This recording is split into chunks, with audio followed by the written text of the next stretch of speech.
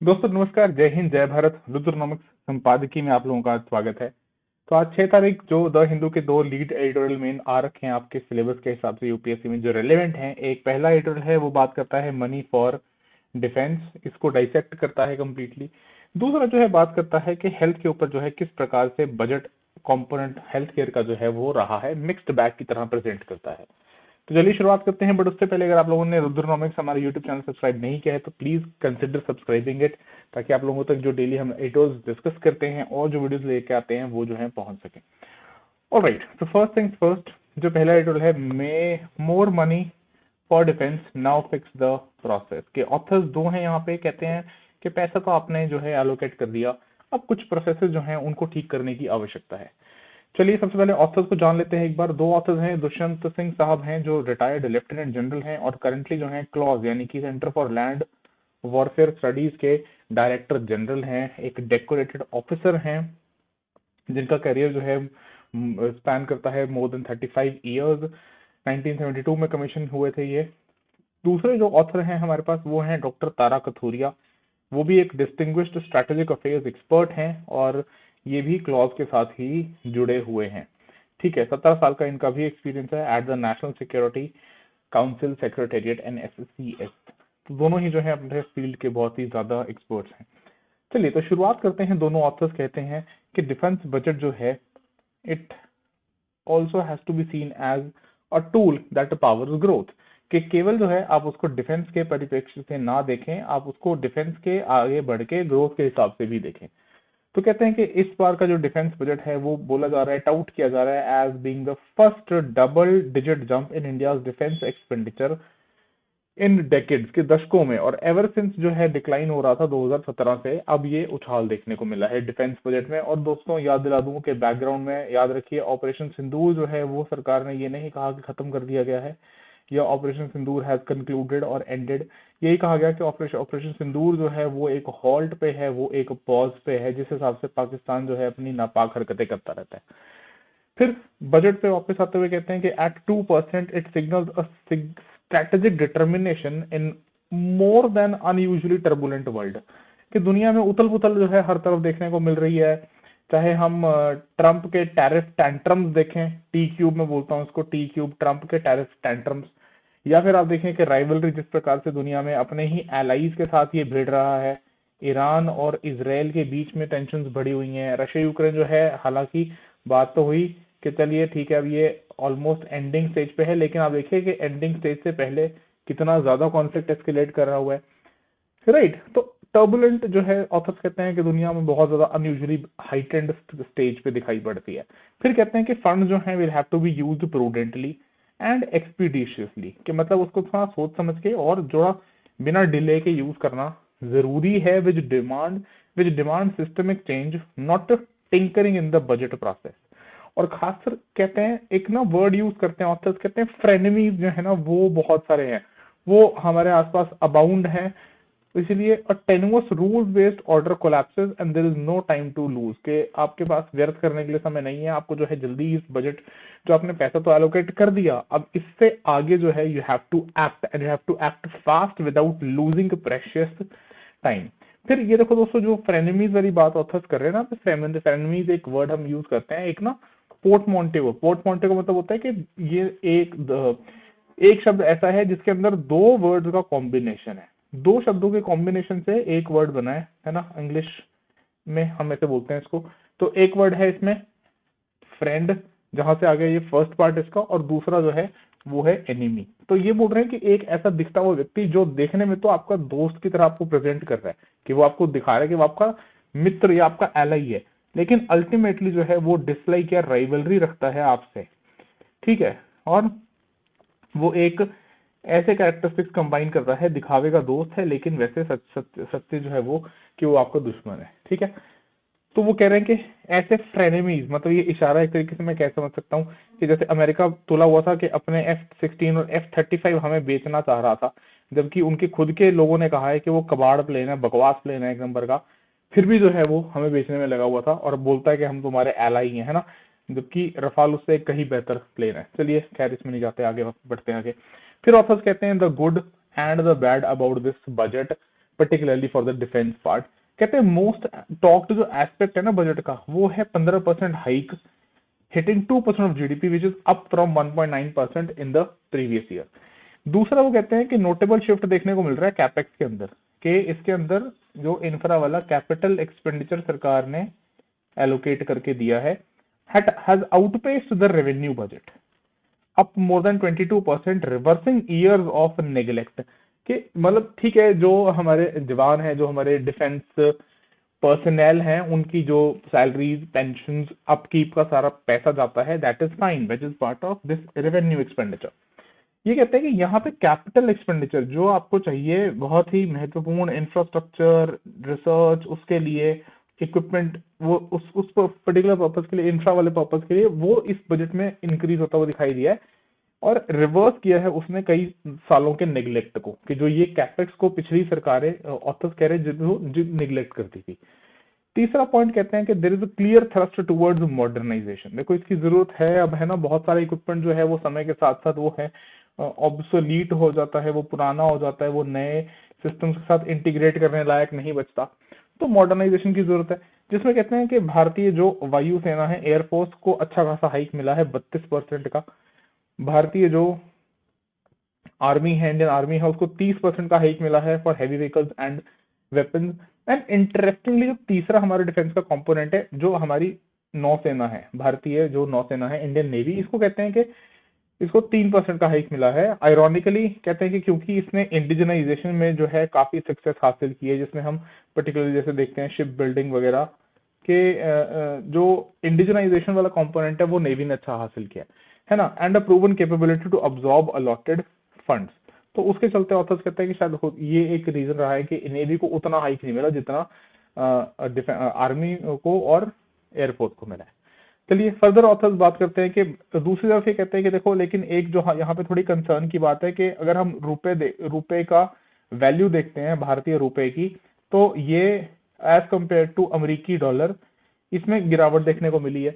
अब अगर रुपया जो है वो डेप्रिशिएट करता है, तो दोस्तों डेप्रिशिएट करने का मतलब क्या हो गया कि अगर आप जो भी चीजें इंपोर्ट करते हैं उस पर आपको ज्यादा महंगा पड़ेगा। कि जैसे मान लीजिए $1 जो है, पहले एग्जांपल के तौर पे समझाता हूँ, मान लो $1 जो है 60 रुपए का था, अब $1 अगर मान लो 90 का हो गया, तो पहले आप 60 रुपए दे के $1 लेके आ रहे थे, उससे आप आगे से कुछ सामान खरीद रहे थे, इंपोर्ट करके लेके आ रहे थे। अब वहीं आपको 60 की जगह 90 रुपए दे के $1 और डॉलर से आपको खरीदारी करनी पड़ेगी। ये सारा खेल इसलिए क्योंकि दुनिया की डिपेंडेंस अभी भी जो है, चाहे हमें अच्छा लगे या ना लगे, डॉलर के ऊपर तो है ही है। धीरे धीरे हालांकि इससे दूर बढ़ते हुए दिखाई पड़ रही है अलग अलग कंट्रीज अपने करेंसीज को, अपने और पेमेंट सिस्टम्स को, जैसे हम भी अपने यूपीआई को प्रमोट कर रहे हैं, हम रुपए को प्रमोट कर रहे हैं, पर उसमें थोड़ा टाइम लगेगा, है ना। बट तो अभी ऑथर्स कहते हैं कि देखो, क्योंकि रुपया जो है ये वीक हुआ है, तो जो आपका पेमेंट होगा कैपिटल गुड्स खरीदने के लिए, जैसे आप एयरक्राफ्ट खरीदने की बात कर रहे हैं, आप रफाल खरीदने की बात कर रहे हैं, या आप S-400 आगे उसकी बात कर रहे हैं डेवलप करने की, या और भी जो आप खरीदेंगे, तो वो और ज्यादा महंगा एक्सपेंसिव हो जाएगा।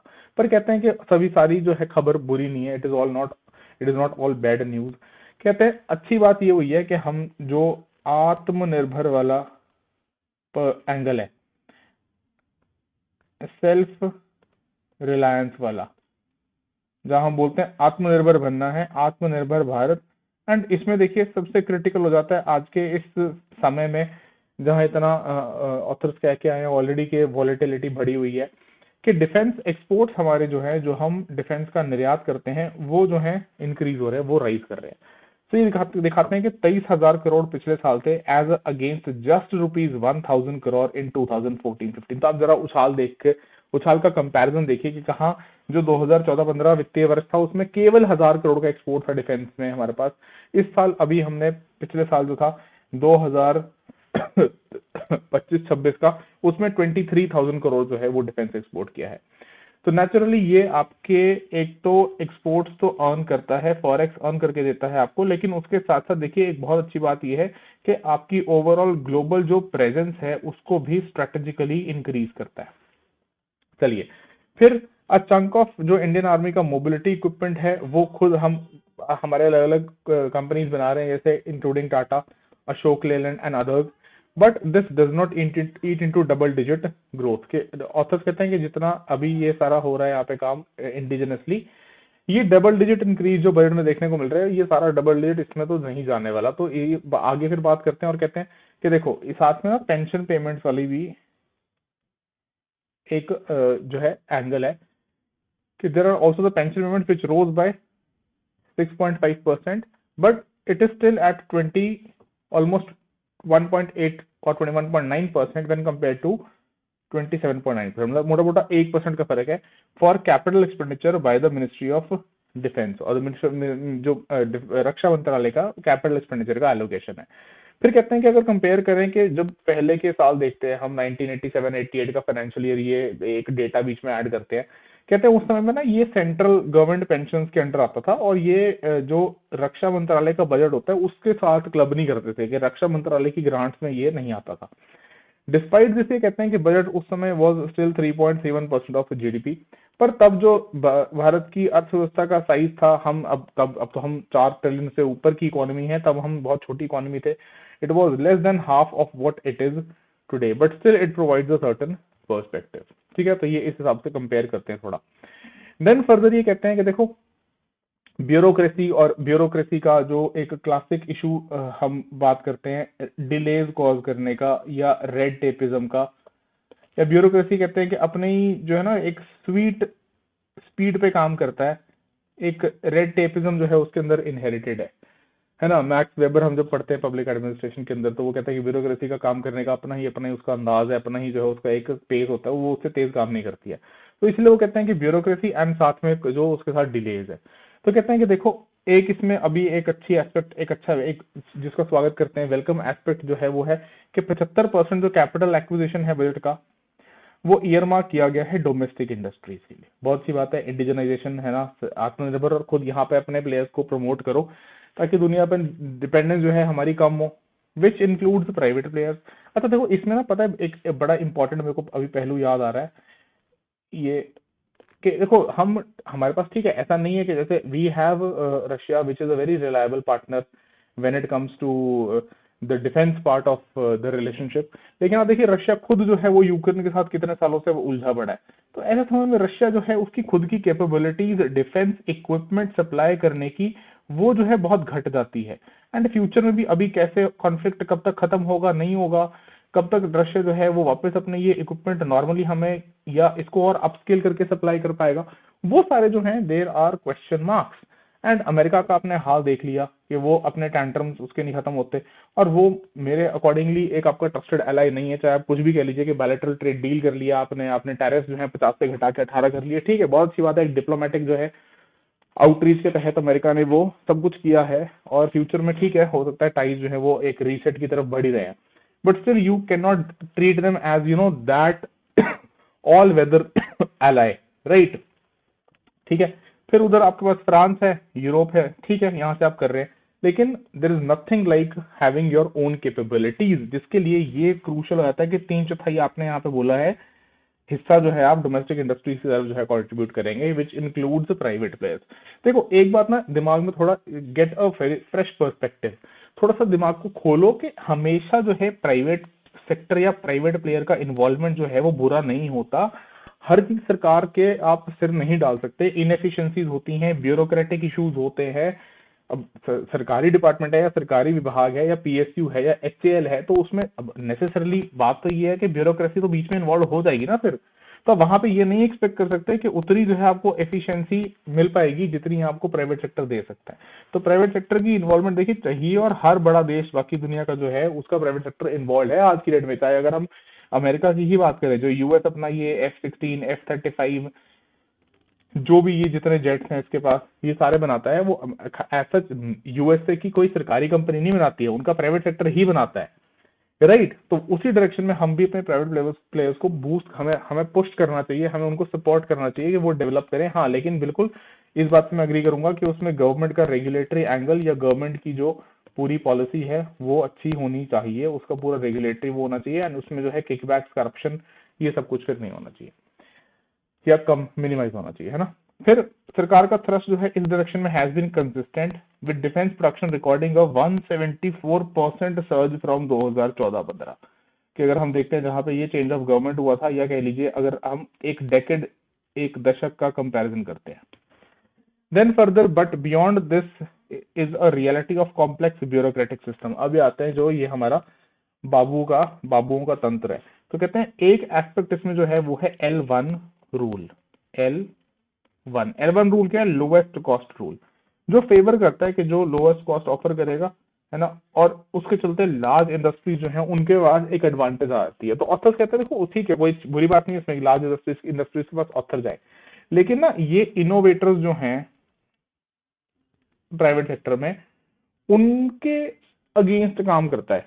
मतलब उनको उतना जो है यहाँ पे वो पार्टिसिपेट नहीं कर पाते फिर इस पर्टिकुलर प्रोसेस के अंदर, है ना। और ये कहते हैं कि ये जरूरी क्यों है? ये जरूरी है एक टेक इंटेंसिव इंडस्ट्री के लिए, है ना, कि जो इनोवेटर्स हैं वो भी साथ में, मतलब not just these large players but also if there are any new entrants, there are entrepreneurs and the ones who are innovating, कि जो इनोवेट करके नई बढ़िया तकनीक जो है वो हमें मुहैया करवा सकते हैं, है ना। तो ये कहते हैं कि they can not compete specially when transitioning to manufacturing, क्योंकि देखिए आप सब जानते हैं मैन्युफैक्चरिंग जो है वो कैसा होता है, वो कैपिटल इंटेंसिव होता है, उसमें पैसे की अच्छी रिक्वायरमेंट होती है ना। तो अगर आप लोएस्ट कॉस्ट रूल के अकॉर्डिंग ही हमेशा चलते रहेंगे तो आप इन इनोवेटर्स को बीच में शामिल मुश्किल होगा इनको करना। तो ये कहते हैं कि इसका अच्छा फिर क्या करें, क्या this needs not only hand holding but also clarity in forward planning and promised volume, कि आप इनको जो है इनको एक हैंड होल्डिंग अप्रोच यानी थोड़ा इनको सपोर्ट, और साथ में क्लैरिटी, फॉरवर्ड प्लानिंग कैसे आप इनसे प्रोक्योर करेंगे, और प्रॉमिस्ड वॉल्यूम्स कितने आप इनसे प्रोक्योर करेंगे, ताकि ये अच्छा इनोवेट करके सपोर्ट कर सके फर्दर इंडिजनाइजेशन को हमारे डिफेंस सेक्टर की। चलिए फिर फर्दर इसी बात में कहते हैं कि अगला फैक्टर जो है वो है डिलेज का। किस चीज के अंदर? In very vital programmes. आप देखिए, आप चौंक जाएंगे, हैरान हो जाएंगे कि ये प्रोजेक्ट 75 की बात करते हैं यहाँ पे सबमरीन का, देखिए 1997 में अप्रूव हुआ था। Can you imagine? आप सोच सकते हैं 1997-98 फाइनेंशियल ईयर का जो है प्रोजेक्ट जो अप्रूव जिसको कर दिया हो, उसकी अभी तक जो है डिलीवरीज ना हो पाई हो। Expected times are now in the mid 2030। आप जरा सोच के देखिए। फिर रफेल फाइटर के ऊपर भी बात करते हैं। ये कहते हैं कि ये एनविजन किया गया था 1990s में, और इसके रिजल्ट हमें 2019-2020 में देखने को मिले। तो ये अनसरप्राइजिंग है कि इसीलिए रक्षा मंत्रालय जो है, मिनिस्ट्री ऑफ डिफेंस जो है, उसको 12,500 करोड़ अपना कैपिटल एलोकेशन जो था FY 24-25 का, वो वापस करना पड़ा। मतलब आप ऐसे समझो ना, देखो जब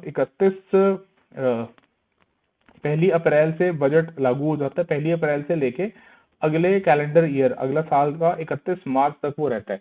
जैसे इस बार वाला 31 मार्च 2027 तक वैलिड रहेगा। उसके बाद क्या होता है? एक तो होता है कि फंड्स जो हैं वो ऑटोमेटिकली क्या कर जाते हैं, खत्म हो जाते हैं, लैप्स हो जाते हैं, तो वो वापस करने पड़ते हैं हर एक मंत्रालय को, सरकार के पास। कुछ होते हैं जो लैप्स नहीं होते, जो नॉन लैप्सेबल होते हैं, ठीक है। तो या तो ये ऑथर्स भी कहते हैं आगे के, या तो उसको नॉन लैप्सेबल में बनाओ, जो आपने प्रॉमिस किया था पहले लेकिन आपने उस पर कोई एक्शन नहीं लिया। लैप्स हो जाता तो फिर वो जो है रक्षा मंत्रालय को बाकियों की तरह पैसा, सरकार को या पैसा जो है वो वापस चला जाता है, वो उसका कुछ यूटिलाइजेशन ही नहीं हो पाता।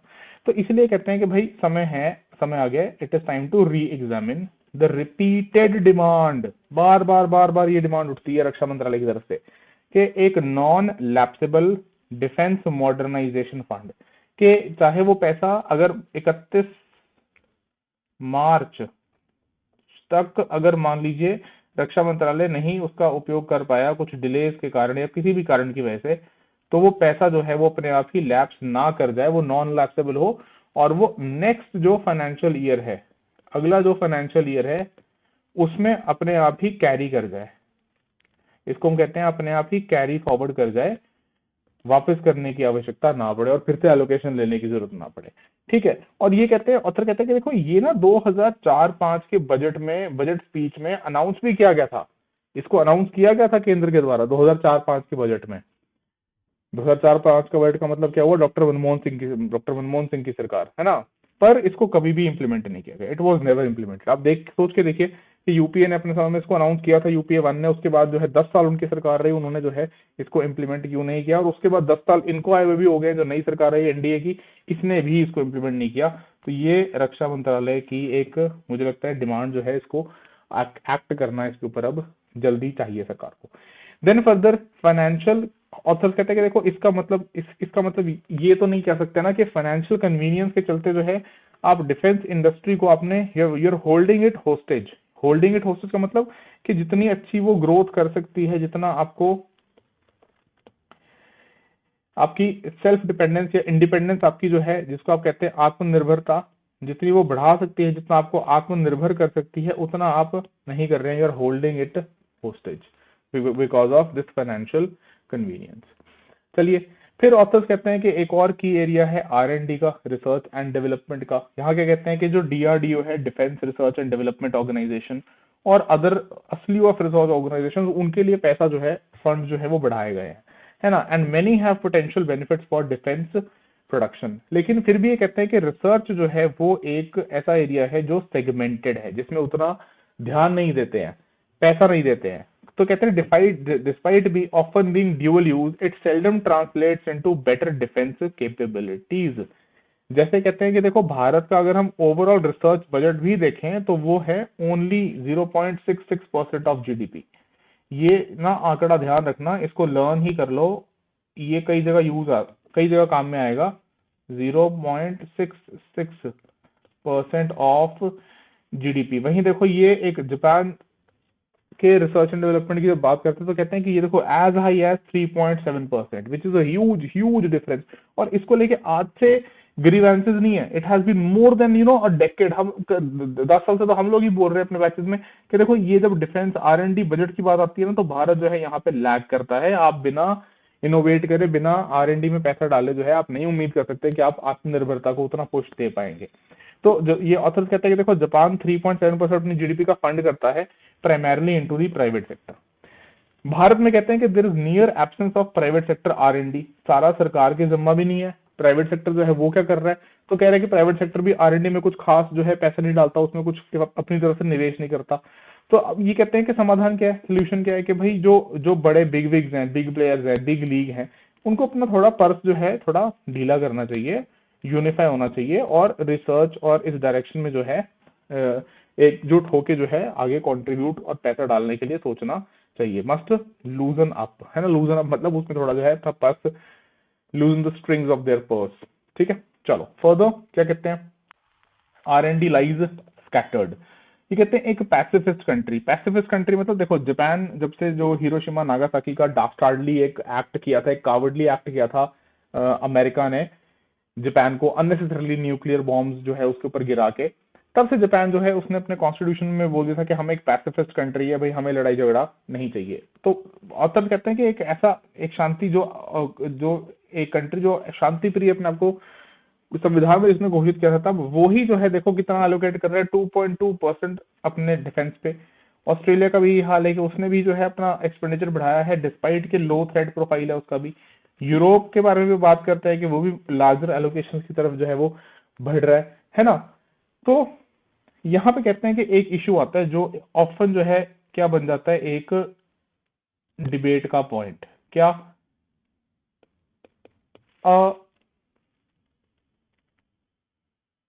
Guns versus butter lens. Guns versus butter का मतलब क्या हुआ कि या तो आप डिफेंस में पैसा डाल सकते हैं, वर्सेस आप अपने डेवलपमेंट के लिए, अपने जो लोग हैं उनकी डेवलपमेंट के लिए, उनकी सब्सिडीज के लिए, उनकी ग्रोथ के लिए, या ऐसे ऐसे समझ लो कि उनकी जो कंजम्पशन नीड्स हैं, ठीक है, उनकी कंजम्पशन नीड्स के लिए जो है यहाँ पैसा दे सकते हैं। तो ये ऑथर्स कहते हैं कि देखो एट दिस पर्टिकुलर पॉइंट जो ये the guns versus butter lens है through which the defence budget is viewed, ये एक ट्रबलसम है। ऐसे देखना जरूरी नहीं है कि सही हो। एक ऑल्टरनेटिव क्या प्रेजेंट करते हैं, देखो ये कहते हैं कि आप ऐसे क्यों नहीं देखते कि डिफेंस जो है वो भी तो आपके विकसित भारत $30 ट्रिलियन इकोनॉमी में कंट्रीब्यूट करता है इस विजन के अंदर। इस विजन के साथ जो है आप देखो ना कि डिफेंस का जो बजट है कैसे, जैसे ये एग्जांपल देते हैं बॉर्डर रोड्स ऑर्गेनाइजेशन। दोस्तों बहुत ही बेहतर संस्था है, एक एक कह लीजिए भारत की जो है सबसे उम्दा संस्थाओं में से एक है। आप जाके जरा रोड देखिए, जो बॉर्डर वाले रोड हैं, अगर आप इधर जाएंगे स्पीति और इस वाले साइड, आप जब जब काजा वाली साइड जाते हैं इधर हिमाचल से होके, तो आप देखेंगे कि बहुत ही शानदार रोड जो हैं वो बीआरओ ने बहुत बढ़िया काम कर रखा है, कि जहाँ पे आप सोच भी नहीं सकते कि यहाँ आप किस तरह से सर्वाइव करते हैं, वहां जो है बीआरओ ने रोड कंस्ट्रक्ट कर रखे हैं। तो ऑथर कहते हैं कि बीआरओ जो है for instance delivers the connectivity for vibrant villages. Vibrant villages कौन से? जो बिल्कुल आपके बॉर्डर के ऊपर विलेज है, और जो आपकी देखिए उसको डेवलप करना बहुत जरूरी है। क्यों? नहीं तो ये देखो चाइना ऐसे कंट्रीज क्या करते हैं, ये ऐसे एरियाज में ना जान जान के ट्रबल क्रिएट करके ऐसे दिखाते हैं कि देखो तुम्हारे देश ने तो क्या डेवलप किया, हम कितने डेवलप्ड हैं, और वो उनको रेडिकलाइज करने की कोशिश करते हैं। तो ऑथर्स कहते हैं कि बीआरओ ने देखो क्या कर रखा है, कनेक्टिविटी इंप्रूव करिए वाइब्रेंट विलेजेस प्रोग्राम के तहत, which are vital to border development. और यही देखो आप विकसित भारत 2047, इसका भी तो, इसमें तो कंट्रीब्यूट करते हैं। तो ऑथर कहता है कि ये गन्स वर्सेस बटर लेंस को जरा हटा के जो है ना, थोड़ा ब्रॉडर पर्सपेक्टिव से विकसित भारत है 2047, उस हिसाब से जो है सोच के देखो। ठीक है, मैंने यहाँ पे एक्स्ट्रा शॉर्ट्स में आप लोगों के लिए ये चीज इंक्लूड कर दी है। ये आप देख सकते हैं कि जो ये the guns versus butter lens, अधिकतर मतलब इसमें ना आप ऐसे समझो कि जो एंटी भारत फोर्सेज है वो इस डिबेट को हमेशा एम्पलीफाई करने में लगी रहती हैं। तो क्या कह रहे हैं, एक ऐसा आर्थिक मॉडल इलिस्ट्रेट करता है जो जो अपॉर्चुनिटी कॉस्ट है सरकारों की जो फेस करते हैं जब वो एलोकेट करते हैं लिमिटेड रिसोर्सेज को, लिमिटेड संसाधनों को। जैसे मान लो लेट्स सपोज 100 रुपए है मेरे पास, तो इस 100 रुपए में से मैं कितना डिफेंस में डालूंगा और कितना जो है बाकी जगह पर डालू, राइट, बिटवीन नेशनल डिफेंस है ना, गन्स, और ये सिविलियन सोशल प्रोग्राम जिसको ये अप्रोच बोल रही है यहाँ पे, ये गन्स वर्सेस बटर। ठीक है, तो हम बोलते हैं कि this model is generally use as a simplification of national spending as a part of the GDP. क्या जीडीपी का कितना प्रतिशत जो है कहाँ पे खर्च कर रहे हैं? So this may be seen as an analogy for choices between defense and civilian spending in more complex economies, right? और हम बोल रहे हैं कि गवर्नमेंट जो है उसको डिसाइड करना पड़ेगा which balance of guns versus butter best fulfills its needs, with its choice being partly influenced by military spending and military stance of potential opponents। कि अगर आपके पास जो है you have neighbors which can be troublesome like China, like a failed state or a non-existent state called Pakistan, and now also ये एक time पे जब हम जिनको हमने ही जो है मुक्ति दिलाई थी पाकिस्तान की क्रूरताओं से, बांग्लादेश, ये दिमाग खराब कर रखा है इसने, है ना। तो आपके पास जब ऐसा एक कॉम्प्लेक्स नेबरहुड है तो आपकी डेफिनेटली डिफेंस जो है प्रिपेयर्डनेस होनी चाहिए, है ना। लेकिन ऑथर में वापस याद दिला रहा हूँ, देखो ये तो हमने defence guns versus butter lens देख लिया, लेकिन ऑथर्स कहते हैं कि भाई इसको जो है ना, ये इसको साइड में रख के देखो कि यू शुड इंस्टेड, ये this is a very important point, I reiterate, मैं वापस रिपीट कर रहा हूँ इस बात को, ये एक बड़ा इंपॉर्टेंट पॉइंट है यहाँ पे। क्या कि instead this needs to be melded with the vision of विकसित भारत $30 ट्रिलियन इकोनॉमी, की ये उसमें कंट्रीब्यूट करती हुई एक चीज है। ठीक है, कि नॉट नेसेसरली आप इसको ऐसे एक वर्सेस वाले या एक बाइनरी डिबेट का हिस्सा बनाए। चलिए फर्दर फिर ऑथर्स कहते हैं, कंक्लूजन की तरफ बढ़ते हैं, कहते हैं कि देखिए जिस प्रकार प्राइम मिनिस्टर ने कहा कि इंडिजिनस जो आपकी शिप बिल्डिंग है उसका 6.5 मल्टीप्लायर इफेक्ट है, यानी जितना आप खर्च करते हैं वो उसमें और जो है आगे ग्रोथ के अपॉर्चुनिटीज बढ़ा के देता है, एम्प्लॉयमेंट क्रिएट करके देता है, with its multiple ancillary industries, जहाँ पे लोगों को जॉब्स मिलती हैं, अगर इनको जॉब्स मिलती हैं तो इनके हाथ में इनकम आती है, इनकम आती है तो डेफिनेटली वो आगे फर्दर ग्रोथ में कंट्रीब्यूट करता है, तो सिर्फ ये डिफेंस तक लिमिटेड नहीं रहता। ठीक है, तो ये कहते हैं कि this applies almost across the board, कि जो पीएम ने यहाँ पे बात कही शिप बिल्डिंग के लिए, ऑथर्स कहते हैं कि ये almost across the board of defence sector में अप्लाई कर सकते हैं। तो बजट जो है it has to be seen as a tool for powering growth rather than being a non development section.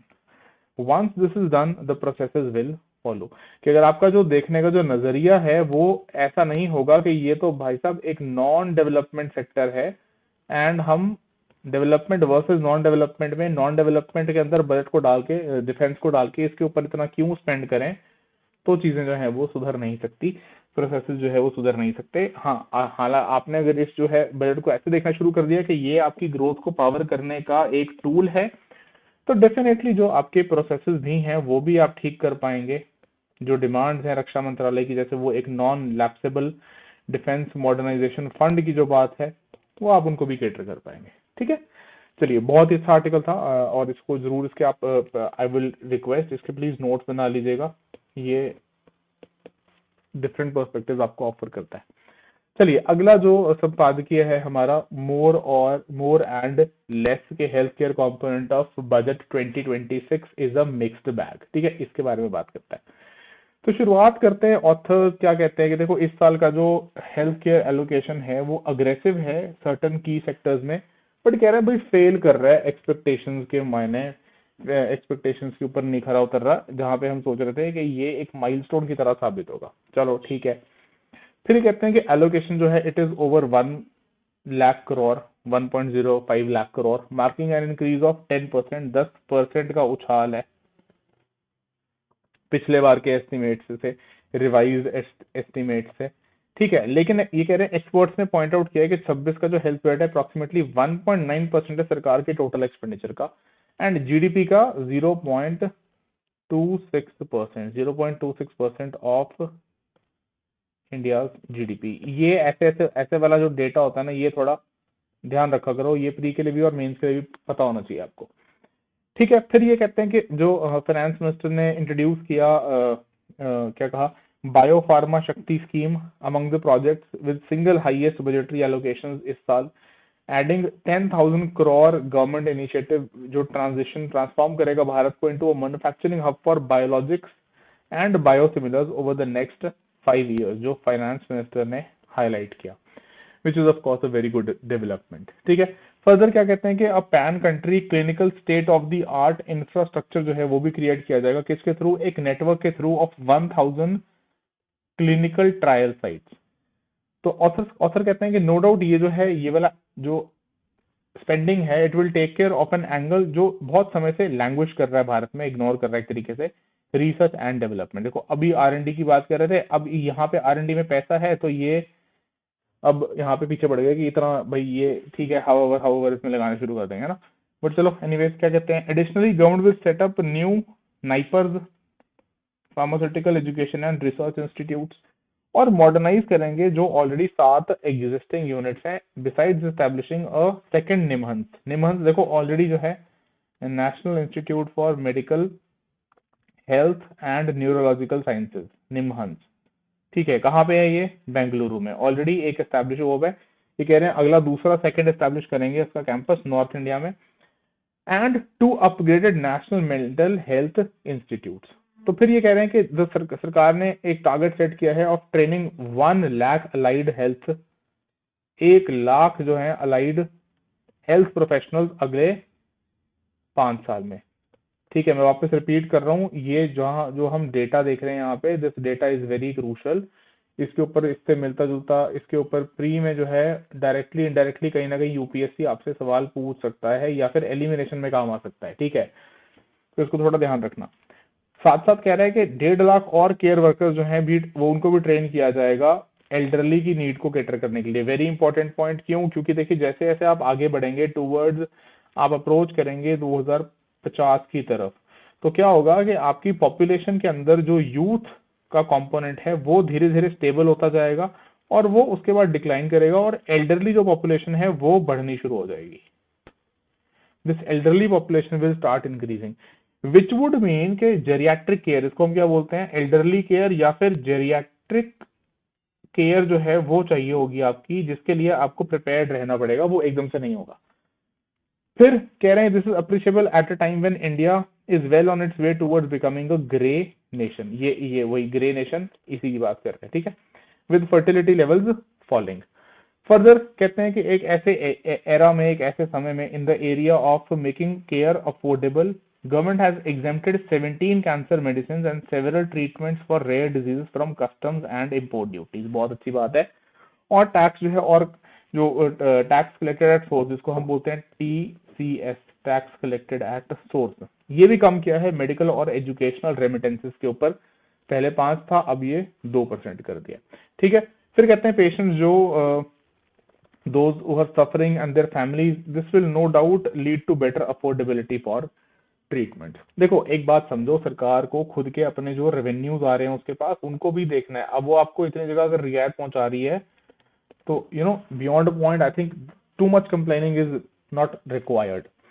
चलिए फिर ऑथर्स कंक्लूड क्या करते हैं, कहते हैं primarily under fire was the union government stodgy refusal, किस चीज के लिए, to increase the allocation for health care to reach 2.5% of GDP by 2025 as committed by the national health policy of 2017। देखो ये बात ठीक है, यहाँ सुनने में लग रही है बढ़िया कि 2017 में आपने कहा था कि 2025 आते आते हम हेल्थ के ऊपर 2.5% अपनी जीडीपी का खर्च करेंगे। साहब सुनने में तो बहुत अच्छा लगता है, हम भी चाहते हैं बतौर एक नागरिक के, अच्छी बात है, होना चाहिए। लेकिन आप ये देखिए कि 2017 में 2017 में नोबडी न्यू कि सरकार के सारे जो फाइनेंसेस हैं वो ऊपर के ऊपर नीचे के नीचे हो जाएंगे, क्योंकि ये कोविड-19 नाम की एक चीज जो है वो दुनिया में फैला दी जाएगी। उसके बाद इतने सारे इवेंट्स हो जाएंगे, ये बर्बाद देश जो खुद तो मरने पे आमादा है और बाकियों को भी परेशान करता है, पाकिस्तान, ये इश्यूज क्रिएट करेगा, बॉर्डर कॉन्फ्लिक्ट जो है वो शुरू हो जाएंगे। तो आपकी वहां से जो रेवेन्यू आता है वो अफेक्ट होता है, आपके एक्सपेंडिचर्स इंक्रीज करते हैं। एंड दुनिया में अनसर्टेनिटी, जो हमने अभी एक पिछला आर्टिकल देखा ना जिसमें कहा कि दुनिया देखो इसमें कितना अनसर्टेनिटी जो है वो इंक्रीज एंड पे दिखाई दे रही है। तो सरकार कैसे जो है 2.5 तक स्ट्रेच कर सकती है, that the authors must appreciate I would say. Then क्या कहते हैं, पब्लिक हेल्थ एक्टिविस्ट। अच्छा अब पब्लिक हेल्थ एक्टिविस्ट कौन से भैया, पब्लिक हेल्थ एक्टिविस्ट बता दो एक आधा का नाम। कहते हैं हैव लैम्बास्टेड, मतलब जिन्होंने जो है भर भर के जो है इसको कोसता है, have lambasted the drop in funding for national health mission despite के fact the funds have been consistently well utilised here. फिर कहते हैं हालांकि फिजिकल डेवोल्यूशन ने इनेबल किया है राज्यों को to invest more heavily in health sector, there are concerns, जैसे कि centre steadily reducing its share will result in patchy outcomes and not improvement in the health care sector of the country. ठीक है जी, चलिए देखते हैं future में आगे अब कैसे रहेगा ये। फिलहाल तो अच्छी खासी, मतलब खुद ही ये कह रहे हैं कि हेल्थ केयर कॉम्पोनेंट कैसा रहा है, kind of mixed bag. Alright, so with that we come to an end for today's editorial discussion and I hope आप लोगों को चीजें समझ में आई होंगी। एंड अगर आपको वीडियो अच्छा लगा है please subscribe to our channel Rudranomics and video को लाइक और शेयर भी कर दीजिए, जो भी लोग आपके दोस्त मित्र यूपीएससी की तैयारी कर रहे हैं। And that is all, thank you so much, bye bye, take care, जय हिंद, जय भारत।